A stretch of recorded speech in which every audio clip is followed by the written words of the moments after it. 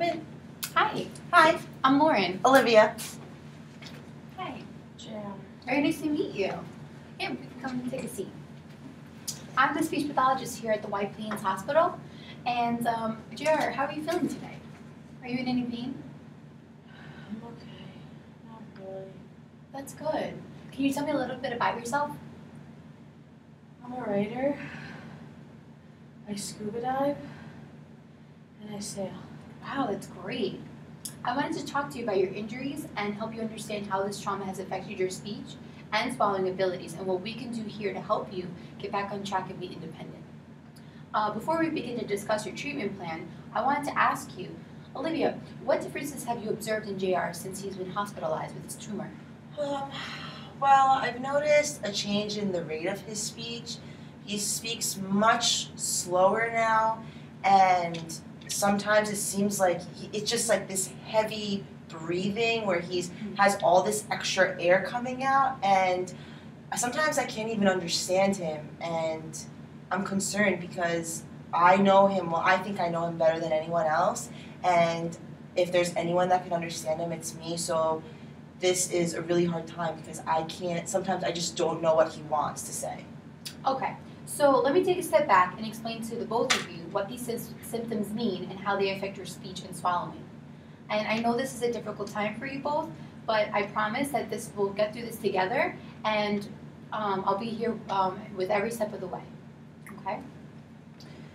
Yeah, I mean, I want to help him too. Thank you so much for being here with us. Can you explain to us what's going on? No one's really spoken to us yet. Of course. These characteristics are commonly seen in patients with flaccid dysarthria. Like you described, your breathiness and worse quality voice, they're due to damage to the brainstem. And your vocal folds, which are not completely coming together, they're causing an excess amount of air when you speak. Oh, okay. Well, also I wanted to ask you was, he has like this movement sometimes I see in his tongue, like it's like this, it looks like a tremor or something. I never noticed before. Okay, those little movements that you're seeing, those are called fasciculations. And those are involuntary worm-like movements, and they're due to damage of the cranial nerves. This cranial nerve, that's what controls your movements of the tongue. And this limited movement that you're seeing in the tongue, such as sticking your tongue out or to the sides, those are significantly affecting your ability to speak clearly and be understood by others. What about also the pain? He's been complaining about pain when he's eating or drinking, that it hurts when he swallows. What you're describing while you're swallowing, that's called odonophagia. And JR, you have flaccid dysarthria and dysphagia. The dysarthria affects your speech, and the dysphagia affects your ability to swallow. The limited movement of your tongue is why you're having difficulty swallowing and accurately producing your speech. But together, we're going to create a treatment plan, and this is going to help you overcome these obstacles. Yeah, it really hurts. I don't want to eat anything. It hurts too much. But I want real food. Can you take this tube out? Next time what we're going to do, we're going to experiment with different textures and consistencies of food, and we're going to find the best one that's for you. We'll find the most comfortable consistency for you and get you able to eat and drink independently without any pain. Once that is taken care of, we can work towards improving your speech. How long is this whole process going to take, until he gets back to normal? Well, unfortunately, I can't give you an exact time frame because every individual is different. But with JR's hard work, dedication, motivation, and your support, he can make substantial progress. Well, what can I do to help? That's a great question. I'm sure JR would appreciate you allowing him extra time to convey his wants and needs. So let's talk about some of the things we're going to do in therapy and some of the techniques that maybe, Olivia, you can help with him outside of therapy when he's not with me. Okay. I'm ready to get started and get better. So the first thing, that's the most important thing we'll be targeting in therapy is your respiration. This is the foundation for good, appropriate speech. I want to have you sit upright to allow you for adequate breath support. We're going to use a compensatory prosthetic device that wraps around your waist and provides additional support to maintain that upright position. Oh, I've heard of that before. That'll be good.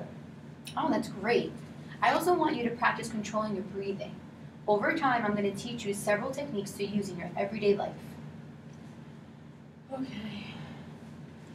But how am I gonna get people to understand me? Well, after getting that adequate respiration, we will then strengthen your tongue muscles before we can target specific sounds, because that's important to help you actually be able to make those sounds. But how are we going to do this? Well, first we're going to strengthen your tongue, and we're going to do that by using different exercises and get your tongue moving appropriately for speech. So after I show you these, Olivia can help you practice these at home. These exercises will increase your strength, speed, and accuracy. For example, I would have you stick out your tongue and hold it there for 10 seconds. Then I would gently pull your tongue to the left, then to the right, and I will have you hold it there again for another 10 seconds. Oh, okay. I think I can do that. Great. After this is accomplished, your strength will allow you to better articulate your sounds that you're having difficulty with. We can fine polish this by doing exaggerated consonant activities. This is to teach you how to fully articulate your sounds. By exaggerating these sounds within words, it will allow for others to better understand you and what you want them to know that you're saying. And after all of this, he'll be all better? It'll all be over? Well, these are just the initial steps to getting better. So JR, this is a process, and it's going to take time, but I know you can do it, especially with all the support that you have.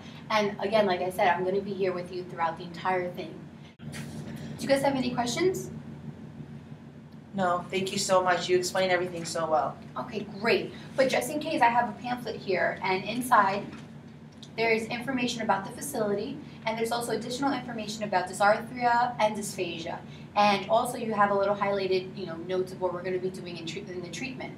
And there's also a website that's really a great visual, so you can actually see kind of what we're going to be doing in therapy. And my card is in here ready for you. Okay? Thank you so much. It was so nice meeting you. It was nice meeting you as well. Thank you.